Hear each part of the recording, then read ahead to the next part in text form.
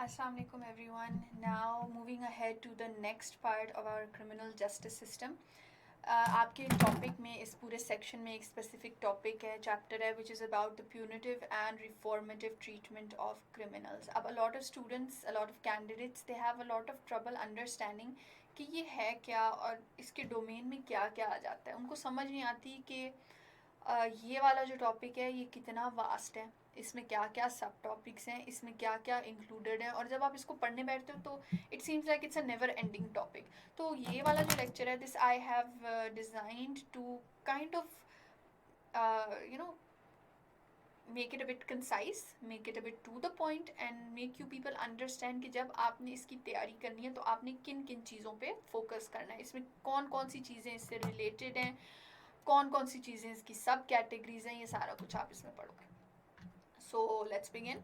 सबसे पहले theories of punishment. Before beginning this, अब देखिए ये वाला जो हमारा टॉपिक है, punitive and reformative treatment of criminals, इसका मतलब क्या है कि एक इंसान कन्विक्ट हो गया, वो कोर्ट में गया, आपके जज ने कह दिया कि गिल्टी है, अब वो कन्विक्टेड है, ठीक है. अब उसके बाद उसके साथ क्या होना है ये हम इस टॉपिक में पढ़ेंगे, ठीक है. तो ये basically this topic is somehow related to this theory of punishment कि किस तरह से एक इंसान को पनिश करना चाहिए और पनिशमेंट के पीछे लॉजिक क्या है, पनिशमेंट के पीछे रीज़न क्या है, क्या फिलॉसफी चल रही है उस पनिशमेंट के पीछे. तो इसीलिए वी हैव मैं एक दफ़ा I am going through the three theories of punishment. There can be more but these are the three basic ones जिनका आपको आइडिया होना चाहिए. सबसे पहले इज़ रेट्रीब्यूटिव, उसके बाद we have preventive and deterrent and the last is reformative. अब basically retributive क्या है? रेट्रीब्यूटिव का मतलब है पनिश करना, सज़ा देना. आपने अगर कुछ गलत किया आपको उसकी सज़ा मिलनी चाहिए. बेसिकली इसका, इस थ्योरी का ये मतलब है कि अगर हम किसी को सज़ा दे रहे हैं तो वो सज़ा क्यों दे रहे हैं? सिर्फ इसलिए ताकि उसको तकलीफ हो. उसने अगर कुछ बुरा किया है तो उसके साथ भी बुरा होना चाहिए. ये आ जाता है इस थ्योरी में. The second theory is preventative या डेटरेंट. इन दोनों वर्ड्स ये यूज़ हो सकते हैं, तो जब अब अगर ये यूज़ हो तो इनमें कंफ्यूज नहीं होना, they mean the same thing. इसका मतलब क्या है कि हम एक एग्जाम्पल सेट कर रहे हैं सोसाइटी के लिए, हम लोगों को दिखा रहे हैं पनिशमेंट. ये कह रहा है कि ये थ्योरी कह रही है कि पनिशमेंट क्यों होती है. पनिशमेंट हम इसलिए देते हैं ताकि ये इंसान, इसने जो गलती की है, इसको देख के बाकी लोग जो हैं वो ये गलती ना करें. उनको पहले से ही सज़ा का इतना डर हो कि फिर वो क्राइम की तरफ आए ना. So that is this theory of punishment which is basically preventing crime and deterring it from happening. And the third one, which is perhaps the most common in this era, that is the reformative one. ये हमारी सबसे important आजकल समझी जाती है कि reform, हम अगर किसी को कन्विक्ट कर रहे हैं तो देखो, हम अगर थियरीज पढ़ते हैं, हम क्यों पढ़ते हैं? हम ये इसलिए पढ़ते हैं, ये प्रूव करने के लिए कि इंसान अगर क्राइम कर रहा है तो ठीक है, उसमें उसका कसूर है, लेकिन उसके कसूर के अलावा there are so many other factors जो उसको उस तरफ पुश करें, जो उसको पुश करें क्राइम करने के लिए. तो the reformative theory of punishment basically says कि इंसान जो है, अगर हम उस वो कन्विक्ट हो गया, ठीक है, वो क्रिमिनल है, can we need to, our focus should be on making that person better. हमारी फोकस ये होनी चाहिए कि ये जो पर्सन है ये अब बेटर हो जाए और इसके अंदर जो क्रिमिनल टेंडेंसीज हैं वो कम हो जाए. So these are the three theories of punishment कि किस तरह से अलग अलग लोग इनको लेके चलते हैं. अब आपके टॉपिक जो है punitive and reformative treatment of criminals, what does it basically say? It says punitive, reformative. देखें, why am I doing this? ये जो दो वर्ड्स आते हैं ना, a lot of candidates get confused कि इनकी डोमेन क्या है और इनकी रेंज क्या है, ये कितने वास्ट हैं, इनमें क्या क्या काउंटेड है. तो मैं एक दफ़ा आप लोगों को क्लियर करके बताना चाह रही हूँ कि ये जो टॉपिक की दो हेडिंग्स है ना, इनका मतलब क्या है. Basically punitive means punishment. जब भी आप प्यूनिटिव वर्ड सुनेंगे ना, तो प्यूनिटिव के अंदर ये सारी चीज़ें आ जाती हैं. ये पनिशमेंट एंड रेट्रीब्यूशन, ये दोनों बेसिकली इसी की टाइप्स हैं, ठीक है, ये दोनों इसी. तो अगर आप पे रेट्रीब्यूशन पे सवाल आ जाए तो आपने प्यूनिटिव पे ही जाना है कि हम पनिश करना चाह रहे हैं, पनिशमेंट, ये सारे इंटर रिलेटेड हैं, ठीक है. सो इससे रिलेटेड कॉन्सेप्ट्स कौन से हैं? प्यूनिटिव से related concepts are corporal punishment. Corporal punishment is basically किसी को मारना, ठीक है, सजा के तौर पे फिजिकली उसको हर्ट करना. Capital punishment is taking the life of someone away, and the last is imprisonment. अब ये तीन कॉन्सेप्ट्स इससे रिलेटेड क्यों हैं? मुझे ये बताएं कि ये जो तीनों चीज़ें होती हैं, हम किसी को अगर जेल में डाल रहे हैं, या हम किसी को फांसी दे रहे हैं, या फिर हम किसी को फिजिकली मार रहे हैं, तो ये क्यों हो रहा है? ये इसलिए हो रहा है ना क्योंकि हम मान रहे हैं कि he needs to be punished. हम मान रहे हैं भाई इसने गलत किया, इसको सज़ा मिलनी चाहिए, इसको मारना चाहिए. ही डिड समथिंग रॉन्ग, तो इसके साथ भी रॉन्ग होना चाहिए. तो ये सारी चीज़ें हैं, ये सारी इसमें आती हैं. तो whenever you begin this topic, focus on all of these things. Second is reformative. अब reformative की क्या, जो आपकी हेडिंग है, इसमें क्या क्या चीज़ें आती हैं? इसमें सबसे पहले आती है रेस्टोरेशन. रेस्टोरेशन वर्ड यूज़ जहाँ हो रहा है, रिहेबिलिटेशन वर्ड जहाँ यूज़ हो रहा है, ये सारे इंटरलिंक्ड है. Restoration is basically putting everything back in order. Rehabilitation is किसी को रिहैब देना, किसी को सपोर्ट देना to fix themselves, to improve themselves. Correctional is to correct someone. अब देखिए सारे इंटरलिंक्ड कॉन्सेप्ट्स हैं. रिफॉर्मेटिव बेसिकली मीन्स जिस तरह आप रेट्रीब्यूशन में punish punish punish, reformative meant fix him, उसको हेल्प करो, make him a better citizen. ये सारा कुछ रिफॉर्मेटिव में आता है. अब रिफॉर्मेटिव से रिलेटेड जो कॉन्सेप्ट्स आप लोगों ने पढ़ने हैं वो है प्रोबेशन, वो है परोल, वेरी इंपॉर्टेंट, ठीक है. ट्रेनिंग एंड थेरेपी आपको जनरल आइडिया होना चाहिए. इनका मतलब क्या है? देखिए इन चारों मेथड से हम क्या करते हैं, हम कोशिश करते हैं कि इंसान जो है वो किसी तरह दोबारा ठीक हो जाए. वो अगर क्राइम करने पे मजबूर हुआ है तो ही deserves a second chance, until and unless he is a very horrible criminal. लेकिन everyone deserves a second chance. और ये सेकंड चांस वाला आइडिया कहाँ से आ रहा है? ये रिफॉर्मेटिव थियरी से आ रहा है. अच्छा, now let's quickly go over the punitive treatment of criminals. इसको थोड़ा सा हम पढ़ लेते हैं. It is rather outdated concept regarding the treatment of criminals. इस तरह मैंने आपको बताया था ये पुराने दौर की लॉजिक थी. आजकल we focus on rehabilitation. The purpose of punitive justice is to punish the criminal offenders for their actions. वही बात आ गई कि बस उसको सज़ा देनी है हमने किसी तरह. Some characteristics of punitive justice include, अब इसकी characteristics क्या है? The belief that punishment alters a person's action. कि किसी को सज़ा दोगे ना, अगर उसे बुरी तरह मारोगे तो वो इंसान बनेगा, ठीक है. तो punishing is the cure, they believe. The criminal will only take responsibility through punishment. This concept basically says कि इंसान जो है वो तब तक अपनी गलती नहीं मानता जब तक उसको सज़ा नहीं मिलती. To make him realize it and to make him accept it and to make him fix it, he needs to be punished. The belief that the infliction of pain will deter future criminal behaviour. कि अगर हम किसी इंसान को तकलीफ़ दे रहे हैं तो अगली दफ़ा उस तकलीफ़ के डर से वो दोबारा क्राइम नहीं करेगा. A belief that action should be met with similar action. कि जिसने जितना बुरा काम किया उसके साथ उतना ही बुरा होना चाहिए. तो ये बेसिक आइडिया है punitive treatment of criminals की. And the last point is punitive justice seeks to remove people from society and to incarcerate. Incarcerate means lock them up in penal institutions.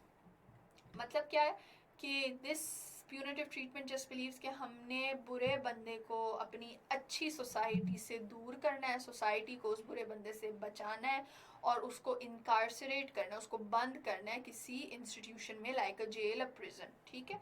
तो ये this is the basic idea of the punitive treatment. Now moving on to the more, अच्छा sorry, punitive treatment में मैंने आपको पहले बताया था corporal and capital punishment. ये आपकी सिलेबस में मैंशनड है. So let's quickly go over what these are. थोड़ा सा बोरिंग लग रहा है लेकिन please you need to know this.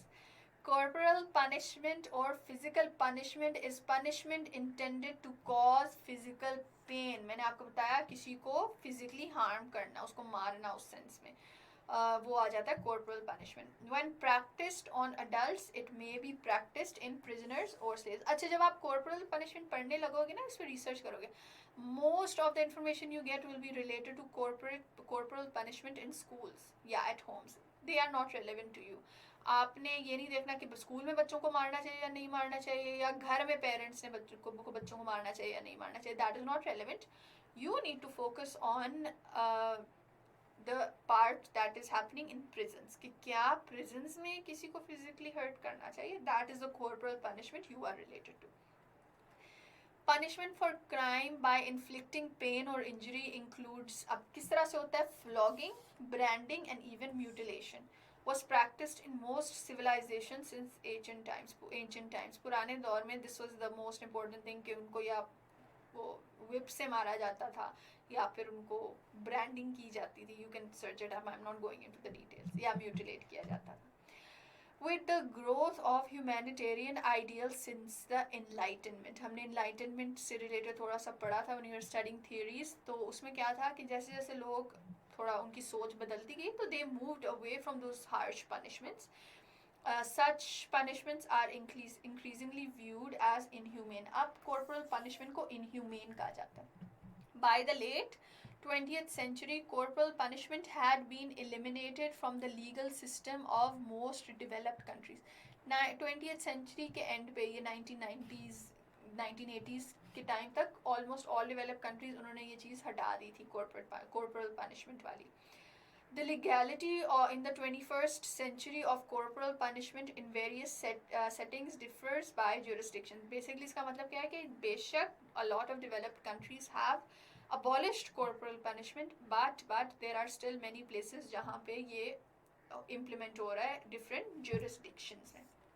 Around 33 countries in the world still retain judicial corporal punishment, including a number of former British territories such as Botswana, Malaysia, Singapore and Tanzania. A number of other countries with an Islamic legal system. अब आप लोगों ने Islamic legal system तो पढ़ा हुआ है ना, with me we went over it briefly. तो उसमें यही था कि Islam encourages corporal punishment for a lot of crimes. तो जहाँ पे ये हमारे पास हुदूद implement होता है वहाँ पे corporal punishment is a part of the game. So systems such as Saudi Arabia, UAE, Qatar, Iran, Brunei, Sudan and some northern states in Nigeria employ judicial whipping for a range of offences as well as corporal punishment. अब ये तो corporal punishment हो गया. Some Islamic countries such as Saudi Arabia and Iran use other kinds of physical penalties and amputations. जिस तरह हाथ काटे जाते हैं इस्लाम में थेफ्ट में जो होता है, तो ये अभी भी सऊदी अरेबिया, ईरान में इस तरह की एम्प्यूटेशंस भी प्रैक्टिस होती हैं. सो no matter how bad it is thought of, generally there are still many parts of the world जहाँ पे ये अभी भी अप्लाई हो रहा है. After that, moving ahead to capital punishment. अब capital punishment क्या है? सजाए मौत. तो capital punishment, where do we stand today in the world on capital punishment? Capital punishment, also known as the death penalty, is a government-sanctioned practice whereby a person is put to death by the state as a punishment. Death कौन देता है? State देता है. तो उसको उसकी सज़ा क्या मिलती है? उसको सज़ाए मौत मिल जाती है और वो state देता है. No individual has that right. The sentence ordering that someone be punished in such a manner is referred to a death sentence. Death sentence का मतलब यही है कि उसको सज़ाए मौत मिलनी. Whereas the act of carrying out such sentence, जब उसको सजाए मौत देते हैं तो उसको हम क्या कहते हैं? Execution. A prisoner who has been sentenced to death and is awaiting execution is referred to as condemned. जिसको सजाए मौत दी भी होती है लेकिन अभी वो इंतज़ार में है कि उसको फांसी दी जाए. देखो कोर्ट ने सुना दिया लेकिन उसी टाइम जाके तो फांसी नहीं होती ना, वो थोड़ा टाइम लगता है. तो उस टाइम में उस इंसान को क्या कहते हैं? कंडेम्ड. और कुछ कंट्रीज में कहते हैं कि he is on death row. Crimes that are punishable by death are known as capital crimes. वो क्राइम्स जिनकी सज़ा डेथ है उनको कैपिटल क्राइम्स कहा जाता है या कैपिटल ऑफेंसेस कहा जाता है या कैपिटल फेलनीज कहा जाता है. अब ये एमसीक्यूज में चीज़ें आ सकते हैं, which is why I am going over it. 56 countries retain capital punishment, including Pakistan. 106 countries have completely abolished it for all crimes. There are 106 countries in the world जिन्होंने बिल्कुल इसको ख़त्म कर दिया है. 8 have abolished it for ordinary crimes while maintaining it for special circumstances such as war crimes. 8 ऐसी countries हैं जिन्होंने नॉर्मल क्राइम्स के लिए उसको ख़त्म कर दिया लेकिन वॉर क्राइम्स के लिए अभी भी उसको रखा हुआ. although most states have, अब states की जब बात होती है हम countries, we're talking about countries, although most states have abolished capital punishment, over 60% of the world's population live in countries where death penalty is retained, including Pakistan. अब number of countries हम देखें तो लगता है कि बहुत ज़्यादा ने छोड़ दी है,